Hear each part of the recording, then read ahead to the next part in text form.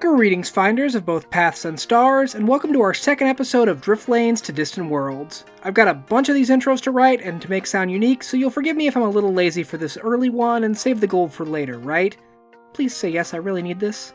So you saw the title and the thumbnail for this video, so I'm not going to bury the lead here. We're talking about the sun today. You're probably curious how I'm able to make well, I haven't finished the script writing part of this yet, so I'm going to go ahead and guess and say like 25 minutes. That sounds fair, right? How I'm able to make a 25-minute long video about a planet's sun. It's a star, a big ball of plasma that crisps your skin and grows your crops. Did I just make a video that says the sun exists in the past and the future and it's very, very hot, and then have 20 minutes or more of dead air?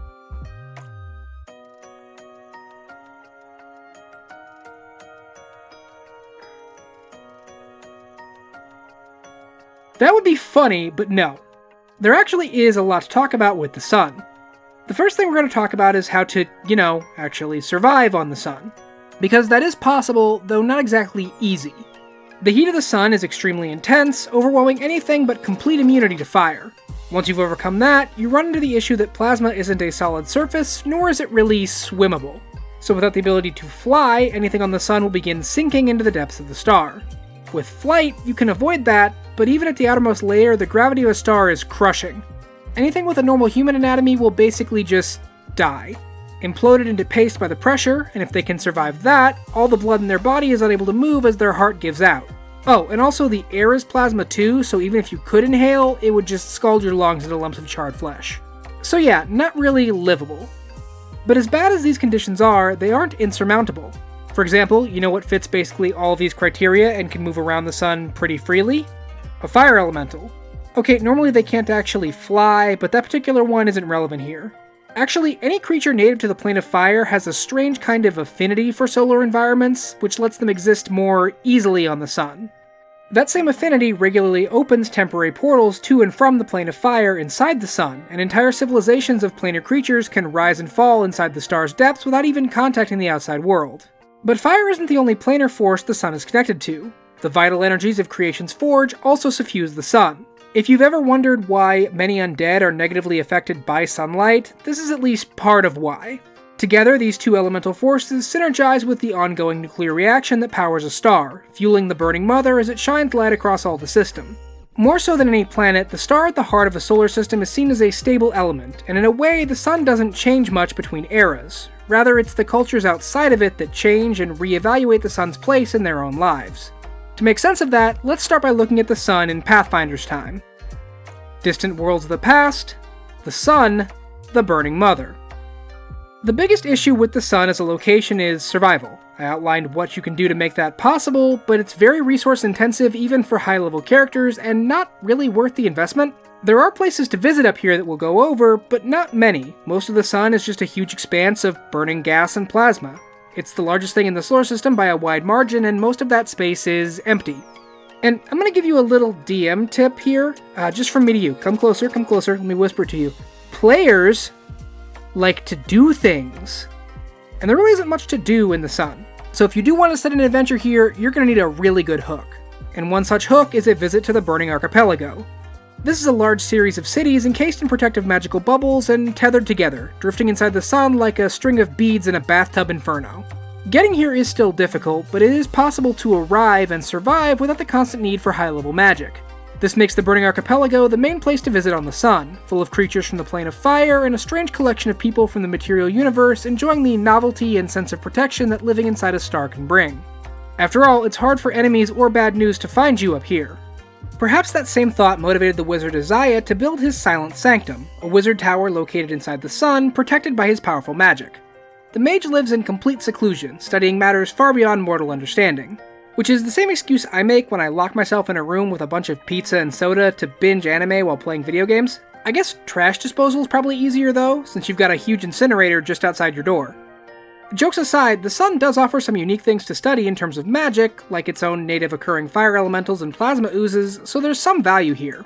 I'd just also like a place that has, accessible DoorDash too. The last two places of note here have no way for a mortal to really visit them, but could make for a fun set piece for a high-level campaign if that's your thing. One of the cooler, literally, things about the sun are sunspots, areas of relatively low heat that produce dark points. One of these on the Burning Mother is the Sleeping Sea, a large and stable cool spot that the native sun elementals consider a sacred location. It's one of the few places you can use as a landmark on the sun, perhaps the only one really, though the heat here is still enough to vaporize most things down to the atoms. Lastly, we have Starheart, located at the center of the sun. Starheart is a stable portal to Creation's Forge, carefully guarded by the Jyoti of that plane to prevent intruders. This might seem a little silly, since getting to the portal requires traveling to the center of a star, a frankly ridiculous thing for anyone to do. However, if you think about it, that makes guarding the place all the more important. If something can survive the environment to use the portal, they're likely incredibly dangerous and cannot be allowed access to the nascent souls of Creation's Forge. So, leaving this weird back door unguarded is just completely out of the question. The sun as a destination is one of my favorite things about the science fantasy part of this game. Alien planets are cool and can have all kinds of environments, but the idea of delving into the interior of a star is something we rarely see ever explored. Because it's just so harsh and unsurvivable as an environment. You'd never really think to travel there. And I can also see how some might think it's a little bit redundant when we have the plane of fire right there. But as we can see soon, that doesn't have to be the case, because the Burning Mother is still around in Starfinder and things are about to get a whole lot weirder. Drift lanes to the future, the sun, the Burning Mother. After the gap, the sun hasn't changed much. Still there, still burning, still bright. However, the system around it changed drastically, with travel between planets being much more common. Also, people with mystic connections to cosmic forces like solar radiance and gravitation started appearing, meaning that more eyes than ever were on the sun.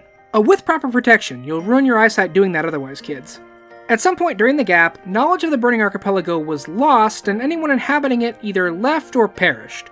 We know this because it was recently discovered by a group of Sarenrae worshippers in 223 AG, when they approached the sun and found a strange tunnel opening before them.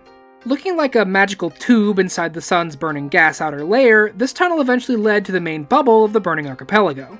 Sarenrae in both Pathfinder and Starfinder is associated with the sun, specifically the Pact Worlds sun, though given her major role in the rest of the cosmos, also kind of stars in general. So when her worshippers entered the sun and found this whole abandoned ready-made city, they got the sense that this was their hole, made for them. They quickly settled the Burning Archipelago, turning the bubble cities into a pilgrimage site for Sarenrae's most devout worshippers. The increased traffic brought increased attention to the sun, and more people started considering the potential benefits of living inside the star. Infinite solar power being one of them, as you never have to worry about the weather or coverage or sunset. The sun is out all the time and all around you. The archipelago's bubbles are polarized, so the light isn't blinding or anything, but it's still always there, and those conditions are perfect for testing and perfecting the latest and greatest in solar battery technology. Working alongside them is a booming manufacturing industry that takes advantage of the sun's abundant heat to smelt and forge materials whose creation is only possible in the heart of a living star. Constant sun access is also fantastic for botanical research, as you have one entirely stable variable to work around at all times. Bioengineers take advantage of the year-round growing season in the gigantic greenhouse bubbles of the Burning Archipelago to iterate on high-yield crops to sell across the Pact Worlds. All of this is moved around the archipelago and out into the Pact Worlds by a transport system known as line crawlers, huge ships that brave the heat of the sun between the bubbles to move goods and people along these strange tethers that keep the various city bubbles connected. Sitting stable and pretty inside the chaotic swirl of superheated gases at the surface of the sun. Central to the entire area is Dawnshore, the largest central bubble. The tunnels that allow spaceship entry into the sun all led out here, at the Dawnshore spaceport. There are ships capable of braving the sun outside the magic star hole, and those can dock at any bubble they want, but those are also very rare. Most are in the hands of the Church of Sarenrae and used to guard the Burning Archipelago itself. The few independent ships sturdy enough to sun dive still prefer to dock at Dawnshore Spaceport, since it's the best equipped location in the city to make repairs. Any experienced sun diver will tell you that no ship comes out of a dive unscathed. Fix frequently, fix often, because you can't afford to have something crucial break inside a star. Dawnshore is also home to the archipelago's independent government, which is made up of representatives from each bubble city elected by the citizens of that city. The Senate is contrasted with, and influenced by, the various powerful trade and workers' guilds that keep the industry of the Burning Archipelago running. In some cases literally, like with the Line Crawlers Guild, who hold an extraordinary amount of power in the system. Technically, the archipelago as a whole is considered a protectorate member of the Pact Worlds, while the sun itself is neutral territory, jointly held by all members of the Pact. The center of Dawnshore is home to the largest temple of Sarenrae in the Pact Worlds, the Radiant Citadel. Her worshippers consider this place to be a gift from their goddess, and proof that the archipelago was meant for them. The building didn't need any adjustment or changes to serve as a church and headquarters for the faith, perfect from the day they found it. There are still mysteries about the place though, mostly surrounding the strange symbols carved into the metal and glass of the structure. No one has been able to decipher them, and there's a lot of debate around what they actually mean. Sarenrae's faithful believe it's a code from their goddess they've simply not yet cracked, while the more skeptical point out aspects of some carvings that resemble iconography from other, more obscure deities of fire. Research is still ongoing. Moving around the archipelago clockwise, we have Asana Town. Named for the continent on Castrovel that the Lashunta hail from, Lashunta make up most of the city's population. The people here put up a strong face of simply being what you'd think of as a typical ethnic city. However, there is something else going on in Asana Town, and it relates to something that affects all Lashunta that visit the sun. Being a more psychically attuned species, the Lashunta who live on or visit the sun report a sense of impending dread and danger coming from deeper inside the star, like it's rising up. It's almost like a psychic scream, echoing up from the depths of the Burning Mother to say something. It's unclear, but it weighs on the mind of any Lashunta in the star, making them irritable, paranoid, and less social. It also seems to only affect Lashunta, not having the same effect on other psychically attuned species. And if rumors about Asana Town buying a disproportionate amount of weapons are to be believed, someone is going to do something about this. Asana Town is also home to the Church of the Burning Mother, a largely Lashunta-based splinter faith of Sarenrae that keeps itself distinctly separated from the main faith here on the archipelago, with priests almost never leaving the bubble. As a side note, the sun's title as the Burning Mother is derived from the Lashunta name for the sun, Mataras. So that's neat. Moving along, Corona is the hub for the archipelago's ongoing trade with the Plane of Fire. What happened to these connections between the gap and now is unclear, but the new population and their surplus of goods and currency have reignited that trade relationship. Most of this takes place at the Brass Bazaar, a large outdoor market that's open shine or shinier. A quirk of Corona's bubble is that its shielding is weaker, relatively speaking, and that allows excess heat and solar radiation to occasionally slip in. Not anywhere near a failure level leak, but for creatures without inherent resistance to those forces, this place is a little bit more dangerous than average. Let me put it this way, if the guy whose stall you're at starts running, run with him. Now, the Ifrit of the Plane of Fire do have ships more capable of surviving the interior of the sun, since their home on the Plane of Fire has similar conditions. This means that they are one of the best sources for anything that exists deeper inside the star. These mysterious and only recently confirmed civilizations are called deep cultures, and there are several groups in the archipelago working to research and understand them, with various degrees of success. Corona Artifact Diver HQ is one such organization, full of daredevil explorers who will brave the star below the bubbles for a chance at finding something new. The confirmation and contact with deep cultures will be explored a little later on in this video. The last notable location in Corona is a Temple of the First Ones. I say A because the First Ones are widely worshipped by the native robotic denizens of Abalon, the closest planet to the sun. We'll go over them more in that video, but the gist is that the robotic Anacites believe the First Ones created them for a specific purpose, and left behind various things for them to figure out that purpose, including, they believe, the archipelago. How correct they are is up for debate as anything else in the galaxy, but one of the recently contacted deep cultures in the sun has added a lot of fuel to that specific fire. If you think of Corona as dealing in imports, then Fireside deals in exports, holding most of the archipelago's manufacturing centers and business headquarters. Abadar Corp runs a hypermarket here that largely deals in wholesale goods, selling bulk quantities to the residents of the station at theoretically reasonable prices. About halfway around the bubble, Fireside Foundry specializes in the creation of parts and upgrades for robotic and android customers looking to get something really heavy-duty for their personal use. Lastly, the Natu Riel Solar Bureau has a corporate office here. The company is on the cutting edge of solar technology, specializing in harvesting it for use in high-yield crop production. They grow most of the food that the archipelago uses and have extremely tight control on their genetically engineered intellectual property. They don't just operate inside the bubble cities. Natu Riel has several large orbiting transports that circle the sun. These jungle boxes hold the latest and greatest in high-yield, sun-soaked greenery, and any rumors you've heard about having to send a crew out to deal with mutated radiation vines are just slander. Though, if you know any mercenaries specializing in jungle warfare looking for work, we have a few completely unrelated offers they may want to make an appointment for. Making a little triangle with Corona and Fireside is the Scintillatrix, a small bubble city maintained by the worshippers of Desna. There's kind of a funny bit of overlap when you think about it when it comes to the sun and star worship. The sun is a star, after all, and the only real reason we think of it as different from other stars is that they're far away and the sun is right by us. So, as the goddess of the stars, Desna naturally has just as much claim to the sun as Sarenrae, goddess of the sun. Though at the same time, Sarenrae, as the goddess of suns, also has as much claim to other stars as Desna.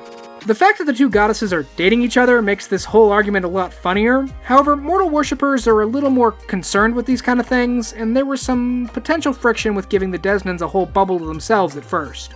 This has faded with time, as they are content to keep the arguments to friendly debates and maintain the city as a small church/observatory. It can be very hard to find anything resembling night inside the literal thing that makes day happen, but the Cinderlatrix is the closest you can get, with soft lighting and projections of constellations giving a good approximation of the night sky.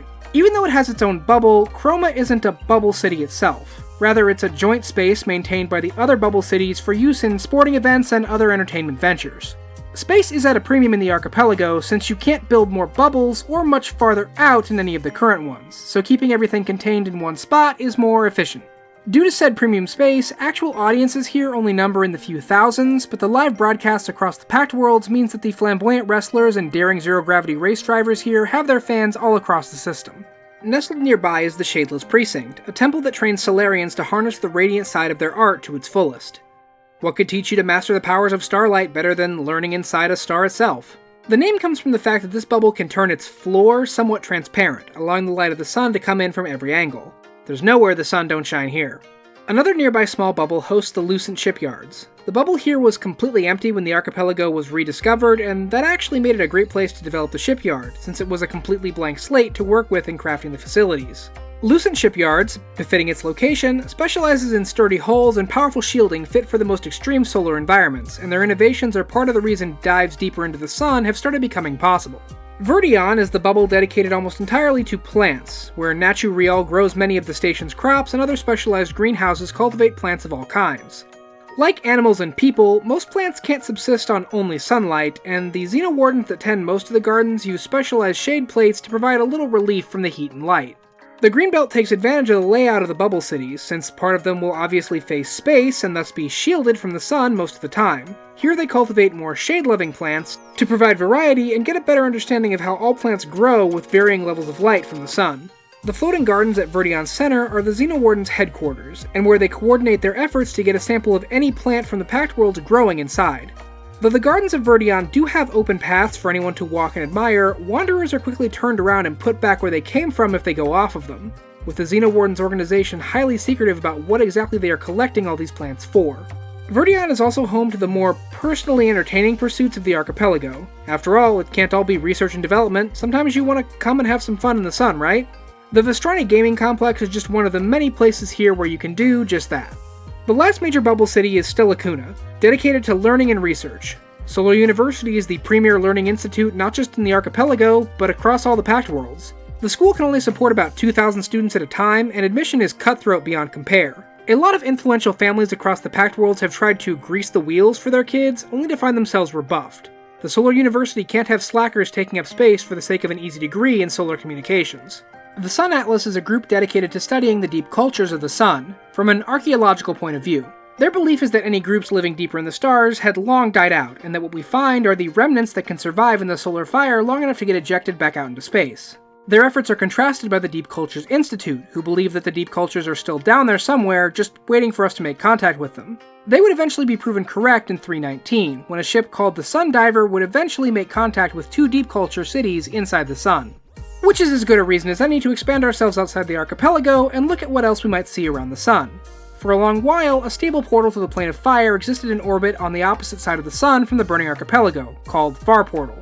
However, that portal sank into the star's depths in 319. The reasons why are detailed in the Dawn of Flame adventure path, and that AP also deals with the discovery of the deep cultures in the sun. So if you want to avoid any more spoilers, skip to the end of the video. The Burning Mother has 3 known deep cultures inside it. The first is the city of Noma, controlled by an artificial intelligence of the same name and filled with robots called protocytes, distantly related to anacytes. The city's population is incredibly small and very strange. The AI controlling it seems to have been damaged in the gap, and it's resulted in some glitches in the city's designs, including large sections that are built to look old despite being brand new. Little contact between Noma and the outside world exists, but the city seems to be connected to the first ones. The Anacytes are very interested in the possibility of opening a stable relationship with Noma should a reliable way to transport themselves that far into the sun be found. The second deep culture is Colonal, a city that actually began life in another star. The Anasinoi originated in a different system far out in the vast region of space.